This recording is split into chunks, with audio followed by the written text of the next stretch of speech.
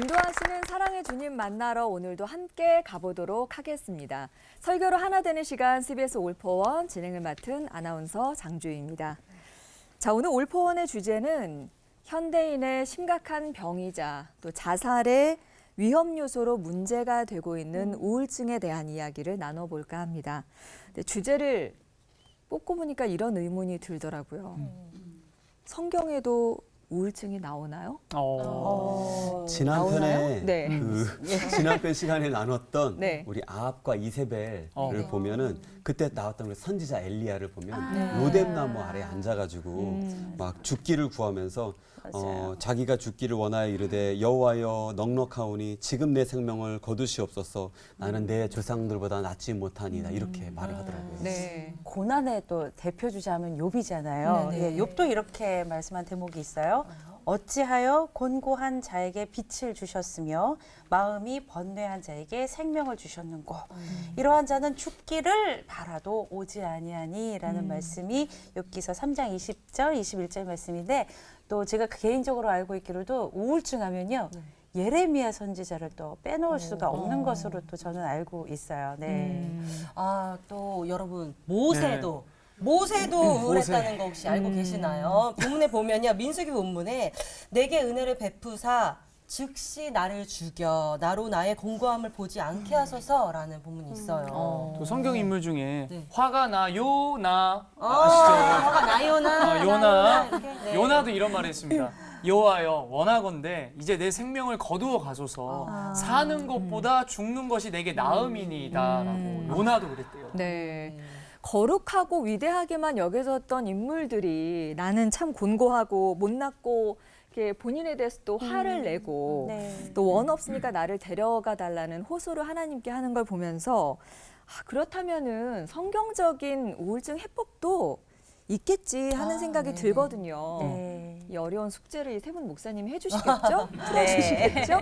네, 지형은 목사님, 그리고 박종순 목사님, 그리고 차준희 목사님 세 분 목사님 모셨는데요. 먼저 차준희 목사님 설교부터 청해 듣도록 하겠습니다. 네, 오늘 주제는 우울증인데요. 우울증은 마음이 가라앉아서 움직이지 않는 상태, 이걸 말하고요. 또한 우울증은 무서운 질병이고 살면서 죽음을 겪는 것이다. 뭐 이렇게 말합니다. 그래서 경건한 목회자들도 우울증의 먹이가 돼서 생을 마감하는 경우들이 종종 있거든요. 그러니까 우울증은 죄로 인한 징벌도 아니고 그냥 암과도 같은 하나의 질병이기 때문에 죄책감을 가질 필요는 없습니다. 성경에서 우울증을 치료한 경우는 없는가? 아까 우리 패널 분들이 공부를 많이 하셨네요. 매주하고 있습니다. 공통점이 다 구약 인물이라는 거 아시죠? 네, 그렇죠. 그러네요. 구약가. 네. 네, 조금 반가웠어요. 네. 그 중에 엘리야를 좀 얘기하려고 그러는데요. 그 열왕기상 19장에 보면은 엘리야가 영적 침체에 빠집니다. 오늘 용어로 하면 우울증이 되겠죠. 어떤 전문가는 아드레날린성 우울증이다. 뭐 이렇게 말한 분도 있더라고요. 예, 근데 엘리야가 바알 선지자 450명과 대결했죠. 목숨을 담보로 했죠. 갈멜산 대첩에서 우리가 알고 있듯이 승리했습니다. 근데 승리감을 만끽하기도 전에 이세벨의 처형 명령이 내리죠.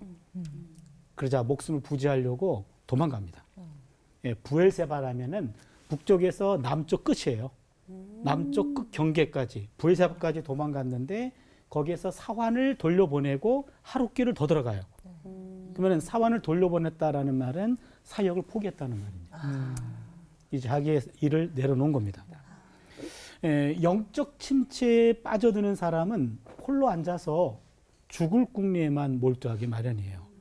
그래서 거기서 엘리야가 넉넉하오니 지금 내 생명을 거두어 주십시오 라고 죽기를 구합니다. 엘리야는 무덤에 이미 묻혀있는 조상보다도 살아있는 내가 더 상황이 안 좋다.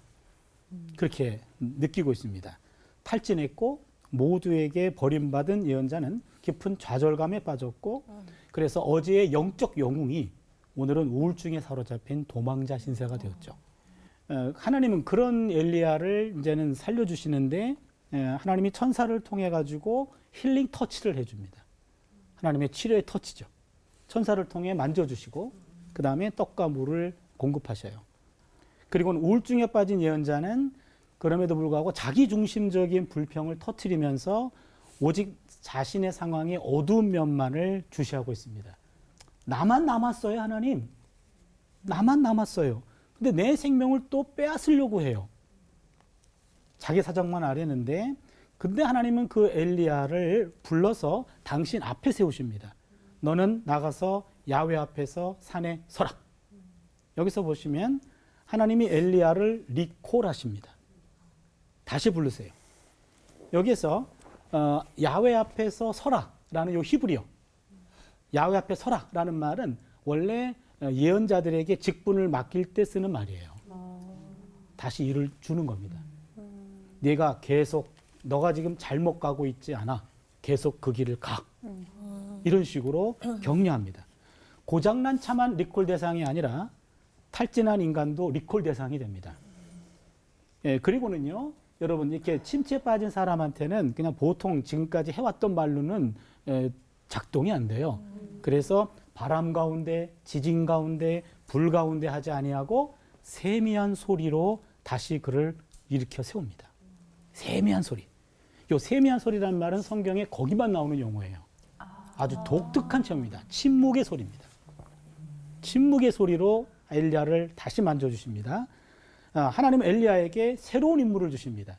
첫 번째는 다메섹의 하사일에게 기름을 부어서 아람 왕이 되고 예후 장군에게 기름을 부어 이스라엘의 왕이 되게 하고 엘리사에게 기름을 부어 너의 후계자가 되게 하라. 그러니까 여기서 무슨 얘기냐면 엘리야가 다시 할 일이 생깁니다. 그를 리콜해가지고 그를 리콜링합니다. 다시 부르셨어요. 제2의 소명, 재소명이라고도 말합니다. 그러니까 소명은 한 번만 받는 것이 아니라 계속 리콜링 계속 일을 받는 거죠. 이제는 국내 사역자가 아니라 국제 사역까지 넓어졌어요. 다메섹까지. 그러면서 엘리야는 더 이상 외롭지 않고 그동안 보이지 않았던 7,000명의 동역자들이 보이기 시작하죠. 우울할 때는 안 보입니다. 좋은 것이 안 보이고 나쁜 것만 보이죠. 그러나 이제는 다시 용기를 얻게 되자 동역자들이 보이기 시작하는 겁니다. 하나님은 새로운 사명을 깨닫게 함으로 엘리야의 우울증을 치유하셨습니다. 하나님은 엘리야에게 새로운 일을 주었을 때 의심은 끝났고 걱정은 사라졌습니다. 우울증에 빠진 엘리야를 리콜하셔서 리콜링하심으로 그를 힐링하셨고 새롭게 그를 사용하십니다. 우울증에 빠져 헤매는 사람, 치료받을 수 있는 최상의 방법은 새로운 사명을 발견하는 겁니다. 인간은 밥만 먹고 사는 존재가 아닙니다. 의미를 먹고 삽니다. 인간은 의미 없음을 견딜 수 없어 합니다. 인간을 살게 하는 힘은 의미입니다. 왜 사는지를 아는 사람은 어떻게든 살아갈 수 있습니다. 엘리야는 왜 살아야 하는지를 재발견합니다. 삶의 의미를 발견하면 우울증은 사라질 수 있습니다. 아멘. 기도합니다. 하나님, 우울증에 빠져 갈 길을 잃어버린 엘리야에게 찾아오셔서 그에게 리콜링해 주시고 새로운 사역을 주셔서 다시 그를 일으켜 세워 주셨습니다. 우리가 왜 살아야 하는지 순간순간 그 답을 우리 마음에 담게 하여 주셔서 그 이후로 우리의 우울함과 우리의 어려움을 극복해낼 수 있도록 도와주시옵소서. 아멘. 예수님의 이름으로 기도드립니다. 아멘. 감사합니다.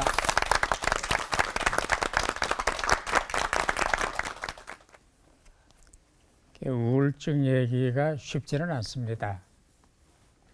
그 이유는 그 개인적인 체험이고 또 개인적인 체험에 대한 처방과 또 대처 방법이 각각 달라야 하기 때문입니다. 성경 안에 우울증이라는 단어는 없습니다. 그리고 아무개는 우울증 환자였다라든지 또 그 사람은 이렇게 병을 앓았다라는 기사가 없습니다. 그 이유는 성경이 기록될 당시에는 우울증이라는 단어가 없었어요. 이 우울증이라는 단어는 현대 정신의학에서 만든 단어이기 때문에 최근에 만들어졌다고 보면 됩니다. 그럼에도 불구하고 현대인은 우울증 환자가 많답니다. 정확한 통계인지 모르겠습니다. 오늘 책을 보니까 우울증을 앓고 있거나 아니면 우울증 근처를 맴도는 사람들이 20% 30%래요. 그러니까 어쩌면 여기도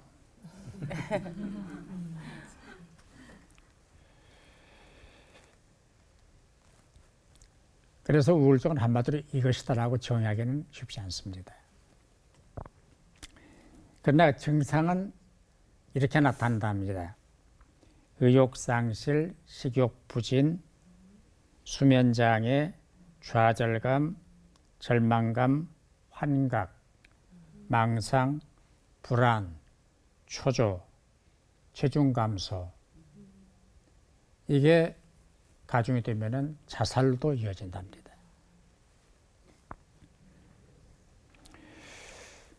역사적으로 인물들을 살펴보면은 주로 독재자들이 우울증 환자들이에요. 예컨대 헤롯이라든지 또 네로, 이건 완전히 우울증 환자예요. 아니 조울증 환자예요.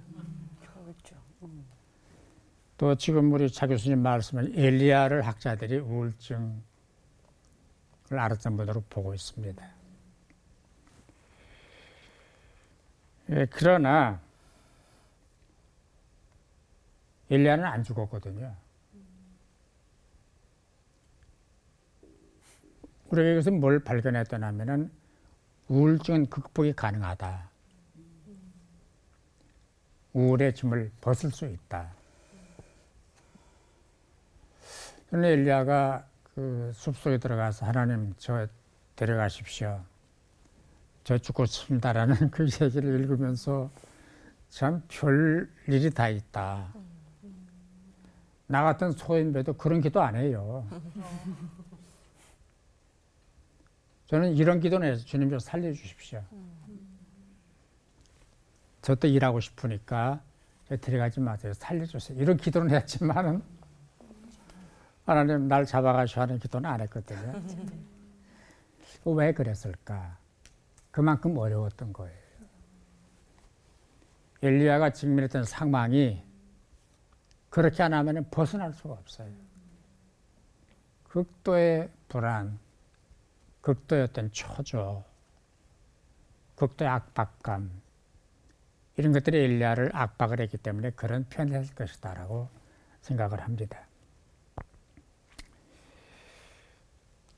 어려운 문제일수록 해법은 간단합니다. 답은 쉽습니다.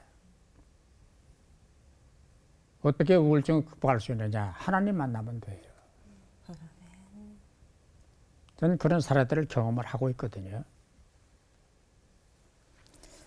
단 조심할 것은 우울증은 믿음이 없기 때문이다라든지 그 사탄의 역사라든지 이렇게 속단하는 것은 옳지 않습니다. 믿음이 있어도 우울증에 걸립니다. 엘리야가 믿음이 붙었습니까? 신앙이 용장입니다. 바알 선지자와 싸워서 이겼 사람입니다. 아합과 맞닥뜨려서 투쟁한 사람입니다. 믿음이 있어도 우울증 걸릴 수 있다. 그리고 사탄의 역사는 아니다. 그래서 극복이 가능하다고 믿고 한 3가지 방법이 있습니다. 첫째, 본인이 노력을 해야 돼요. 그래서 우리 교인들이 그렇게 얘기해요. 우울증 경험하는 사람들에게 소리를 내라. 크게 찬송을 해라. 혼자 집에 있더라도 기도를 크게 해라. 소리 내서 기도를 해라. 성경도 소리 내서 읽어라. 그래서 손을 들고 기도를 해라. 그 이유는 자기 표현을 안 하거든요. 우울증 환자들이.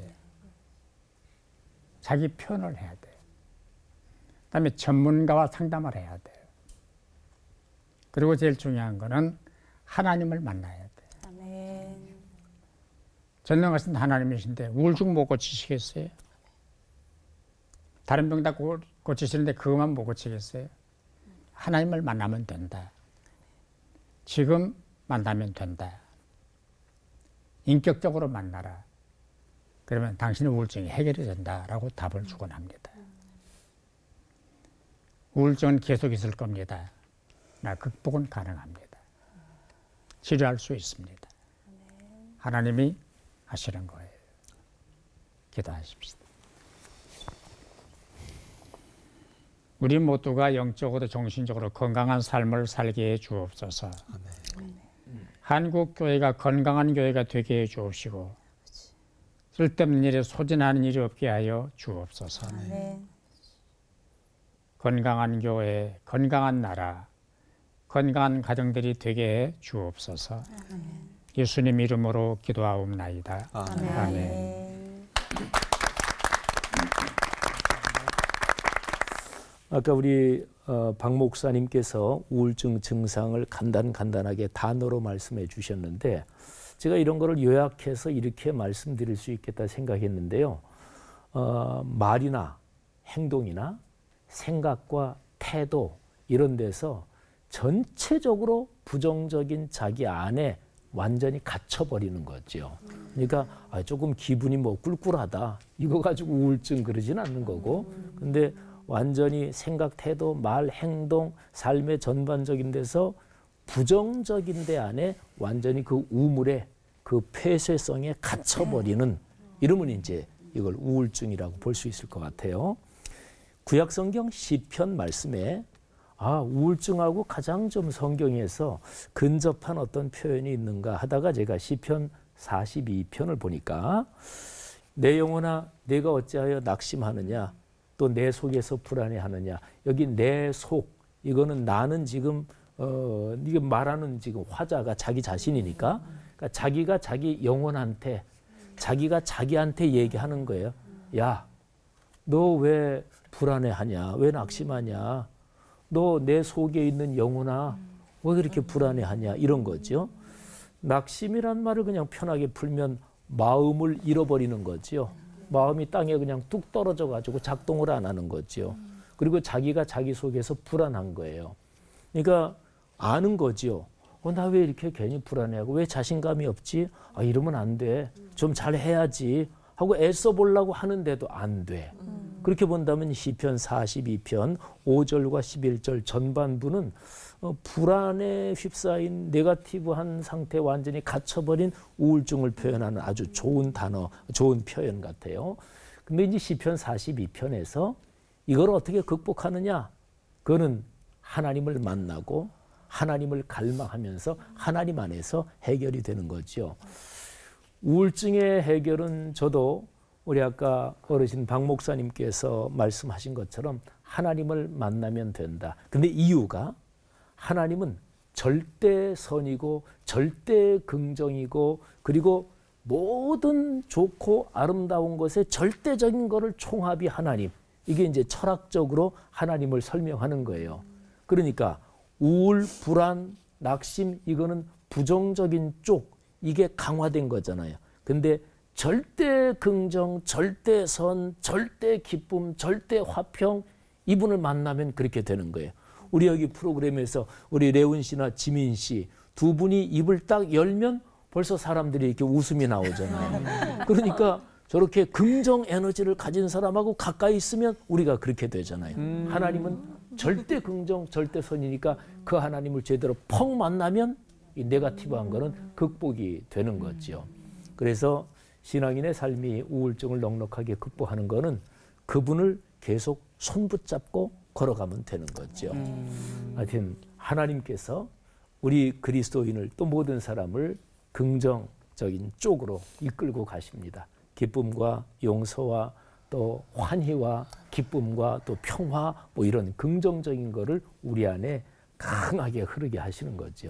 이 하나님 붙들고 사는 사람이 그리스도인이고 또 오늘날 우울증 현상이 많은데 우리 그리스도인들의 삶을 통해서 그런 분들에게도 밝은 에너지가 강하게 흘렀으면 좋겠습니다. 하나님 아버지께서 우리의 삶에 같이 동행하신다는 이 위대한 사실을 다시 한번 기억합니다. 절대 긍정 그리고 하나님의 평화 그 샬롬과 그 기쁨과 감격이 우리 삶에 강하게 흐르게 도와주십시오. 예수님 이름으로 기도합니다. 아멘.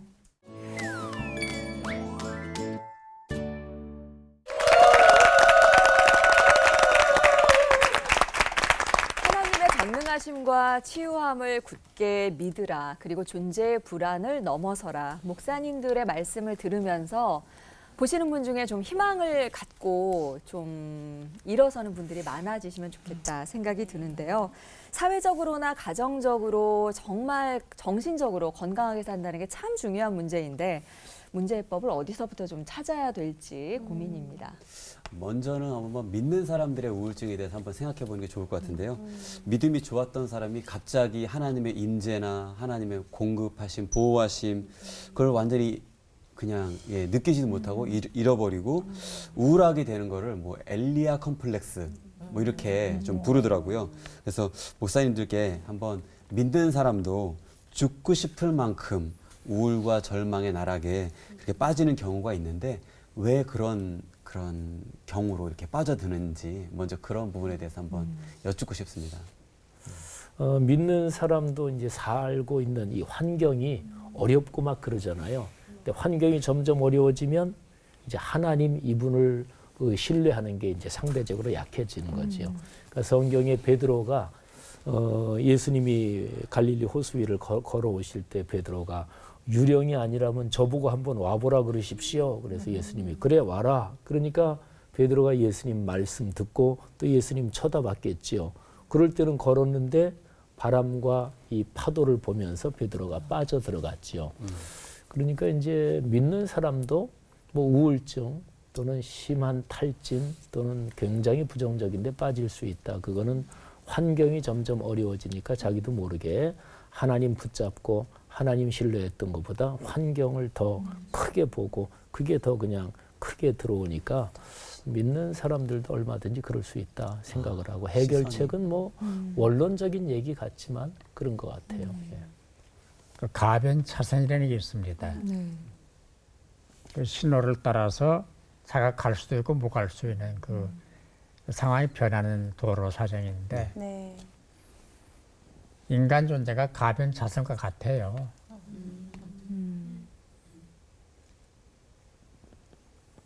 좀 해악적인 변화면은 변덕스럽고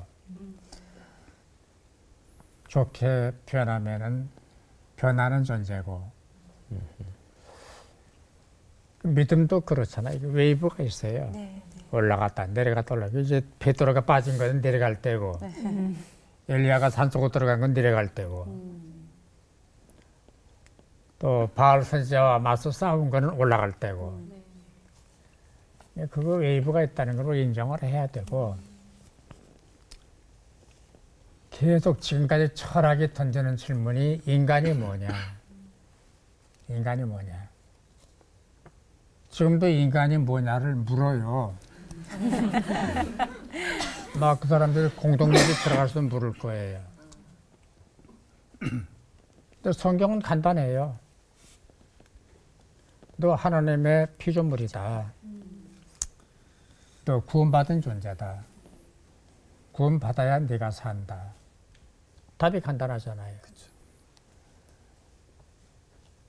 그 답을 내 것으로 받아들이고 확신하고 나는 하나님의 아들이고 딸이다.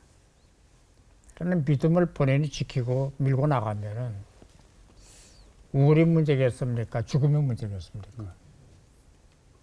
그래서 인간은 연약한 존재이고 변한다. 그러나 변하지 않은 하나님이 계신다.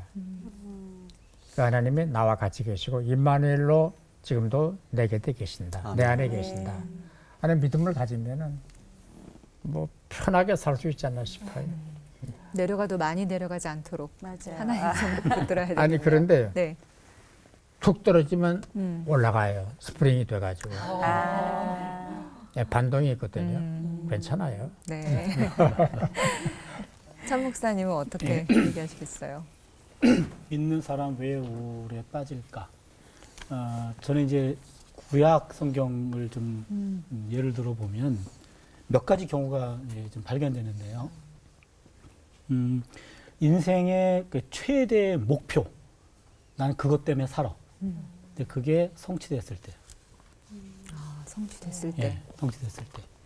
엘리야가 그런 경우죠. 예, 엘리야라는 말이 엘이란 말은 하나님, 리라는 말은 나의, 야는 야훼. 그러니까 나의 하나님은 야훼 한 분이시다.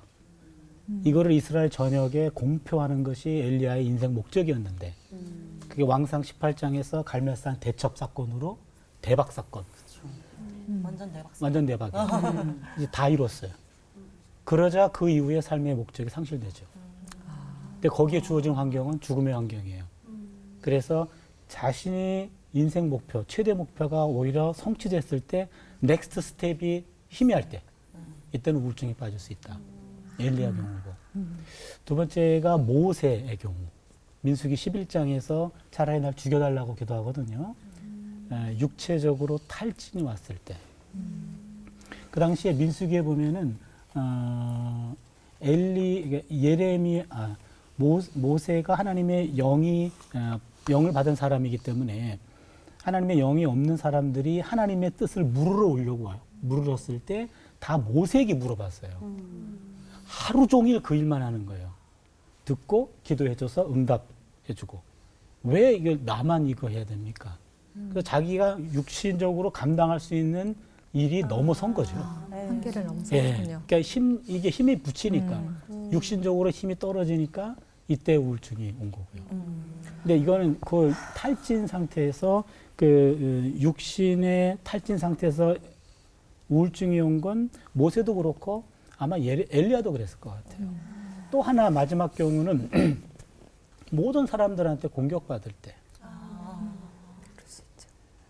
국가적으로 지명수표자가 되고 가족들에게 따돌림 당하고 고향 친구들이 그를 죽이려고 했고 하나님의 명령에 의해 가지고 결혼도 못했고 자녀도 없고 나를 이해해준 사람은 아무도 없고 내가 왜 태어나가지고 이 세상에 다툴 자로 내가 태어났는고.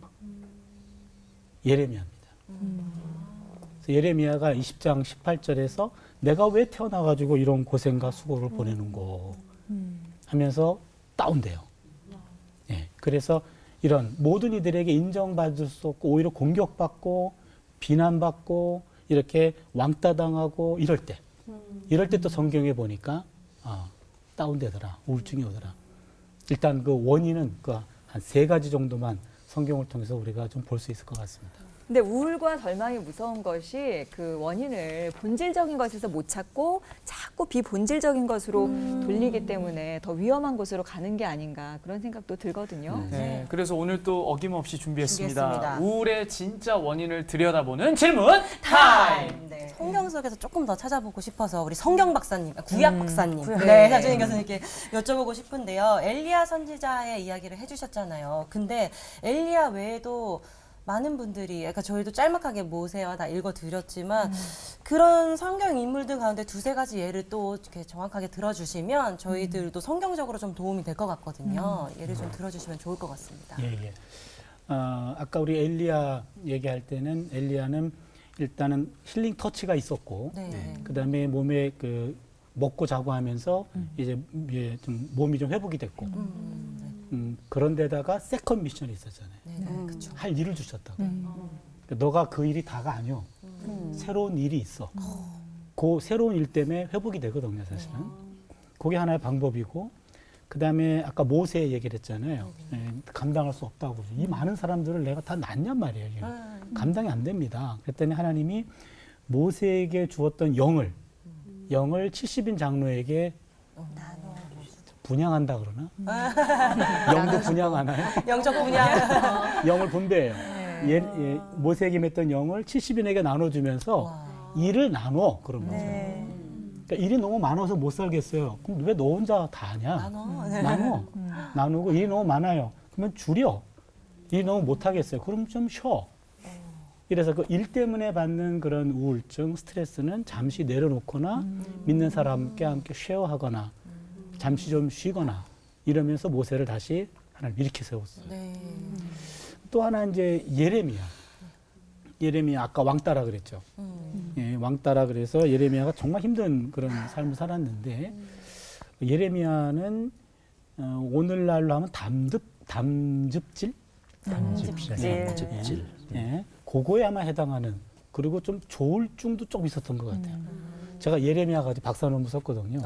네, 근데 예레미야하고 뭐 심리적으로 제가 그건 잘 모르겠고 그러니까 성경에 나타난 예레미야의 고백, 그다음에 예레미야에 관한 기록 이런 것들을 좀 봤을 때 굉장히 이렇게 왔다 갔다 하는 그런 표정을 그런 모습을 보는데 예레미야는 환경적으로 정말 감당할 수 없는 그런 환경을 살았거든요.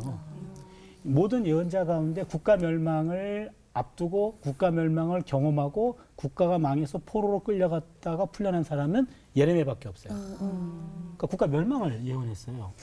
예언하다 보니까 하나님이 결혼도 금지시켰고 하나님 주신 말씀을 전하면 예레미야 20장 9절이죠. 내가 말하면 듣는 사람들이 나를 조롱하고 나를 핍박해요. 입을 말하면은 조롱받고 안 하면은 속이 타들어가. 이게 할 수도 없고 안 할 수도 없고 가족도 이해 못해. 아내도 없어 자녀도 없어. 동양 사람들은 죽이려고 해. 이건 인생이 완전히 막혀버린 이 상황에서 떨어질 수밖에 없어요. 그런데 예레미야 15장 16절을 보니까 내가 주의 말씀을 얻어먹었사오니 주의 말씀은 내게 기쁨과 내 마음의 즐거움입니다. 요 대목이에요. 요 대목.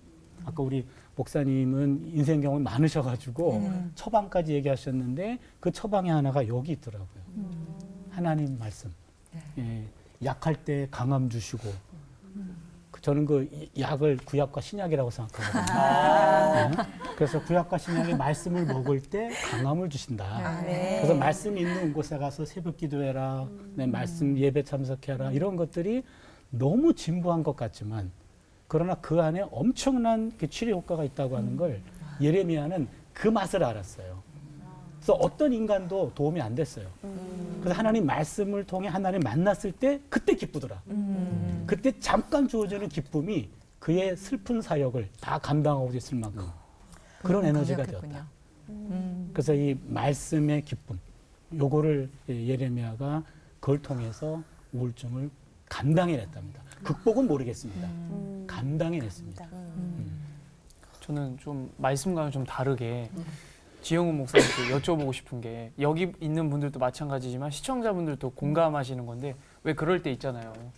혼자 가만히 있는데 진짜 뭔가 모르게 이 내면에 무슨 그 깊은 곳에서 뭔가가 불안함이 올라오는 거예요. 답답함과 함께.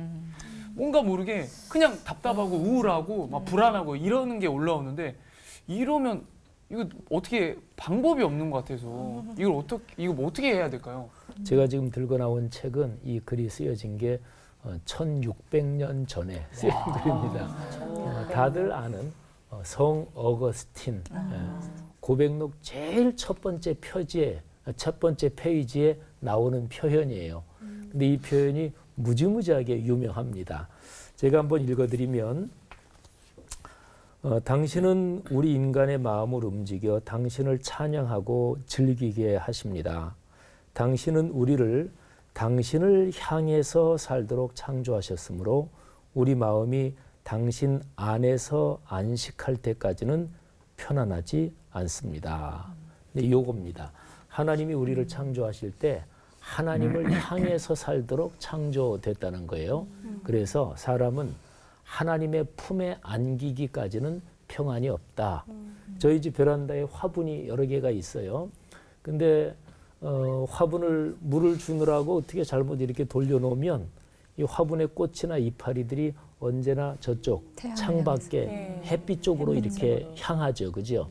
그거는 그 식물들의 원래 생겨 먹은 게 그런 거잖아요. 생겨 먹은 게. 근데 사람은 이 어거스틴 이분의 통찰, 이분의 깨달음으로 사람은 생겨 먹은 존재 자체가 하나님을 향해서 살도록 그렇게 창조된 존재다. 근데 그 하나님을 잊어버리고 하나님을 안 보고 또는 자기 삶에 하나님이 빠져버리면 평안이 없는 거죠. 바로 그 공간을 메워야 된다. 하나님 바라보고 그쪽으로 걸어가라. 하나님 우러른다. 이게 예배고 하나님과 대화한다. 이게 기도고 하나님께 내 자신의 모든 것을 올려드린다. 이게 찬양이니까. 그래서 인간 존재의 근본 구조, 아 그게 그렇구나. 그리고 나서 그쪽 방향으로 방향을 틀고 그렇게 가는 것. 네. 그러니까 하나님 향하면 이게 방향을 제때 틀 수 있어야 될 것 같은데 그러려면 본인의 또 노력도 필요하겠죠. 근데 주변에 우울증을 앓는 분들이 많으세요, 사실. 근데 극복한 그런 사례들도 또 많이 있단 말이죠. 세 분 말씀 들어보다 보니까 직접 상담을 좀 받아보고 싶다라고 하시는 분들이 참 많을 것 같아요. 그래서 최근에 우울증을 좀 경험을 했고 극복한 사례를 듣고 목사님들께 카운셀링을 좀 받아보려고 하는데 괜찮으시죠? 괜찮으시죠? 예, 두 분 학자가 계시니까 마음 놓고 말씀해 주실 겁니다. 네, 그래서 네. 사례를 말씀해 주실 주인공이 지금 이 자리에 나오셨어요. 네. 누구실까요? 누구실까요? 네. 아무도 모르게 준비한 산 간증인 정진입니다. 네, 저희 출연자분들 아무도 또 모르시게 저희가 또 네, 그런 일이 있어서 그러네. 네, 근데 오늘 이 말씀으로 듣고 내가 정말 우울증에 빠질 수밖에 없었구나, 정말 답은 하나님이구나를 할 수밖에 없었던, 제가 2005년도부터 개그맨 시험을 준비했는데 2010년에 공채가 되었어요. 근데 공채가 된 다음에도 제 개그를 보여줄 수 있는 무대의 길은 열리지 않았고 반대로 저와 함께 동기가 된 친구들은 다 너무 잘 되는 거예요.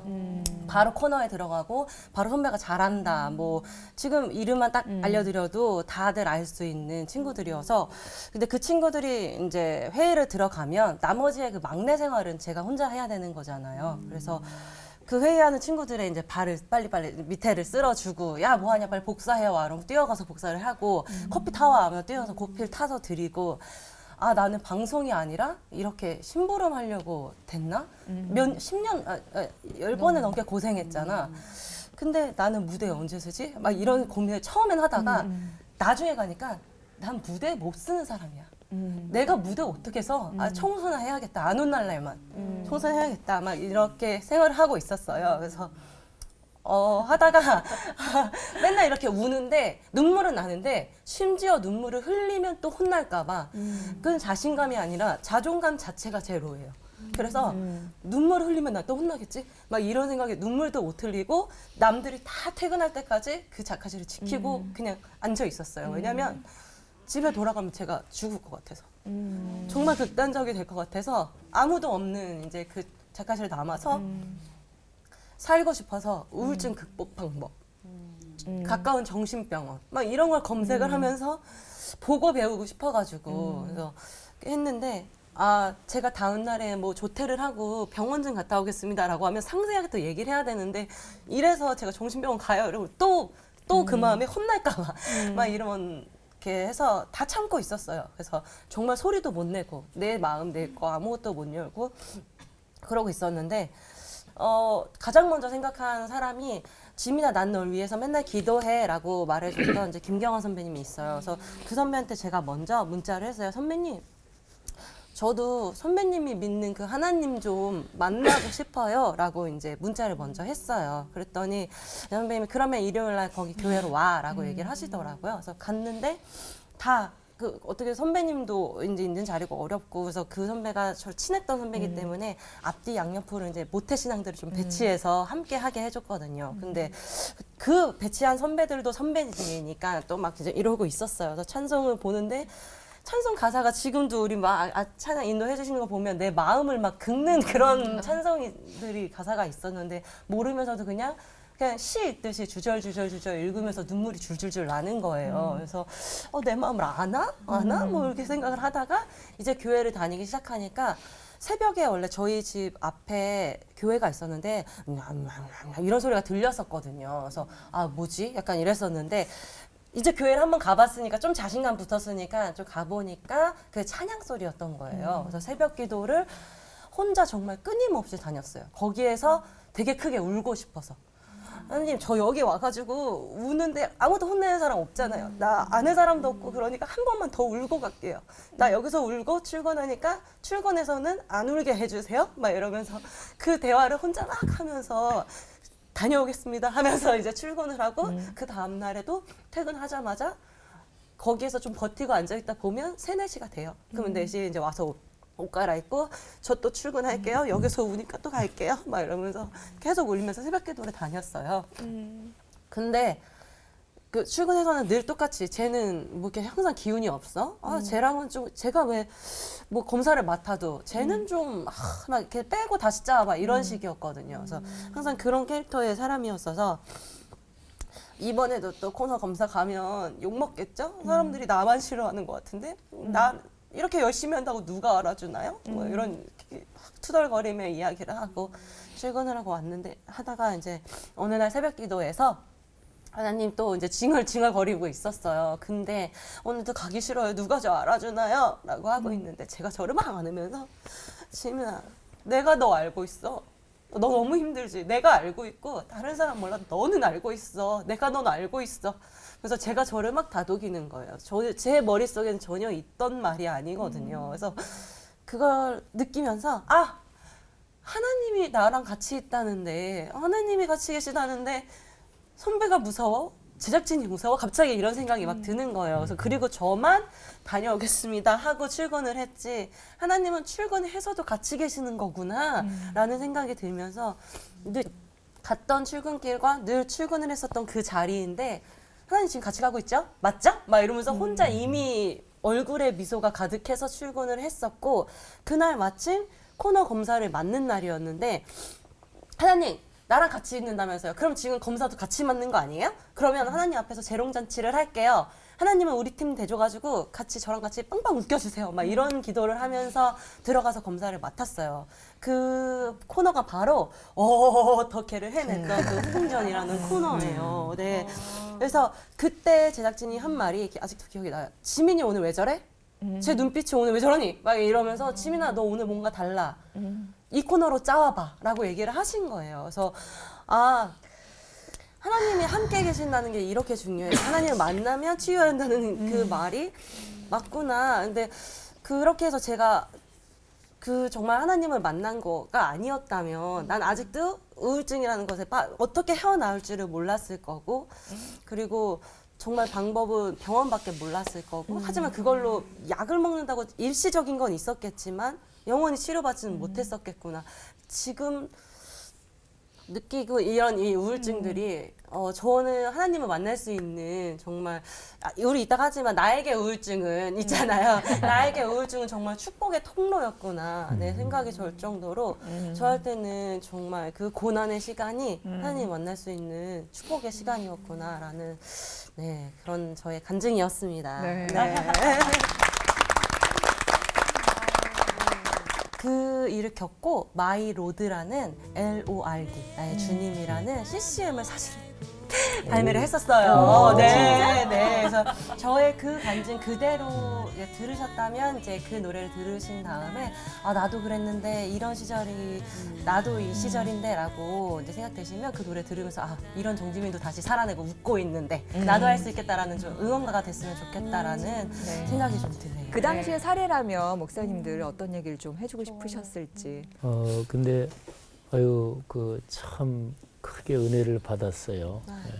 너무 감동스러운 스토리고 지민 씨 얘기를 들으면서 지금 지민 씨가 그걸 잘 극복하고 하나님의 은혜로 지금 이 시점에서 보면 그런 얘기가 있죠. 내가 성공을 경험했느냐? 그러면 성공을 경험하지 못한 사람한테 가이드를 해주는 사명이 있는 거다. 또 내가 심각한 아주 굉장히 깊은 실패를 옛날에 경험했느냐? 그러면 그런 실패를 경험한 사람들을 손을 잡아서 일으켜 세워주는 사명이 내게 있다. 그러니까 지민 씨는 그거를 겪게 된 게 하나님의 섭리는 너무 놀랍죠. 우린 다 알지 못하지요. 뭐 목사도 탈진할 수 있고 목사도 그냥 믿음이 떨어질 수 있고 뭐 얼마든지.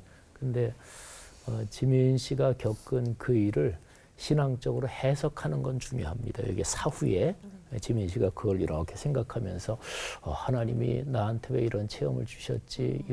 왜가 내 일을 겪었지? 이런 거.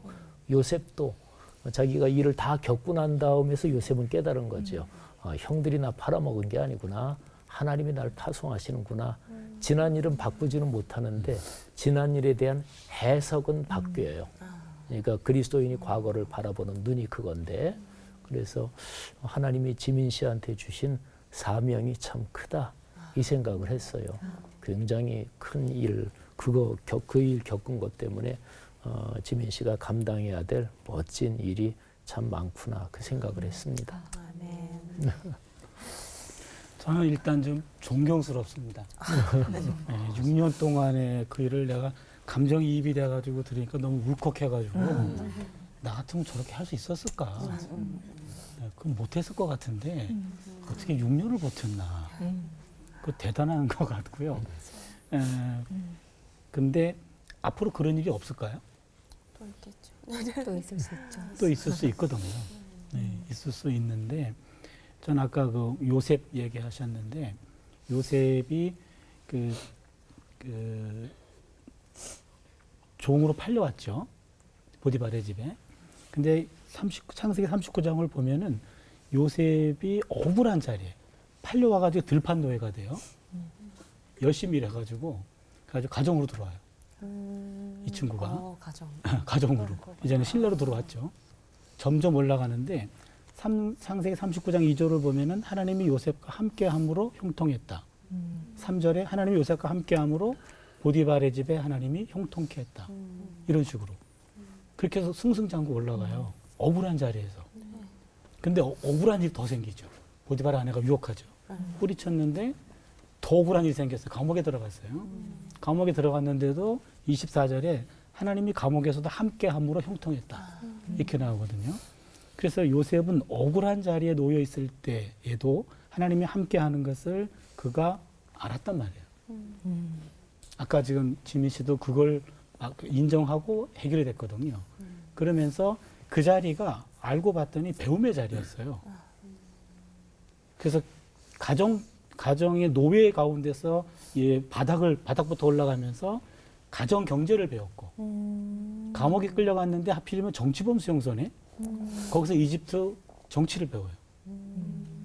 그래서 그 모든 것들을 하나님이 함께 다 쓰셔가지고 나중에 애굽 총리가 된다고요.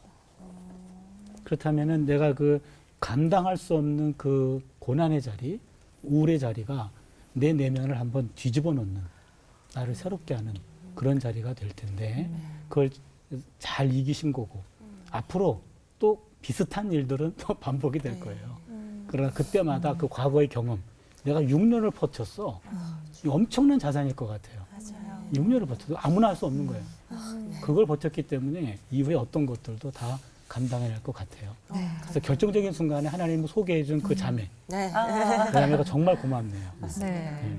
우리도 그런 자리에서 누군가의 축복의 통로가 될 수 있다면 참 좋겠다라는 생각을 하게 됩니다. 방송을 보시는 분들 중에 그리고 또 주변 분들 중에 이런 어려움 겪고 계신 분들이 분명 계실 텐데요. 조금이라도 희망의 빛을 잡을 수 있는 기회가 된다면 정말 좋을 것 같다는 생각 들고요. 힘주시기를 저희도 함께 기도하고 응원 드리도록 하겠습니다. 오늘 은혜를 너무 많이 받아서 어떻게 좀 정리해야 될까. 목사님들께서 우울증은 나에게, 우리에게 땡땡이다 하고 네. 정리를 좀 해주시죠. 전 지민 씨 얘기 들으면서 이제 생각난 건데 저도 탈진 겪었던 거 아까 설교 중에 잠깐은 말씀드렸는데 지민 씨 얘기 들으면서 더 확실하게 이거다 이렇게 생각한 게 뭐냐면 우울증은 나에게 위대한 반전이다. 이렇게 해도 좋을 것 같아요. 우리 지민 씨 얘기 듣고서.